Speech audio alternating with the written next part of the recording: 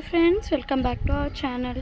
And last వీడియోలో మనం time pass video తీసుకున్నాం కదా, ఇది దాని పార్ట్ 2 అనమాట. కొబ్బరి ఆకులు ఇప్పుడు మనం ఇది పీకాలి. కోస్తున్నాను.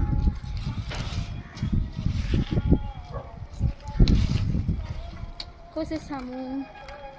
అండ్ రండి మనం దీంతో ఒక పని చేయబోతాం. చూసారు కదా, ఈ కొబ్బరి ఆకుని ఇప్పుడైతే ఇలా పీక్కోవాలి. ఫస్ట్ దీన్ని 3 స్మాల్ పీసెస్గా చేసుకోవాలి.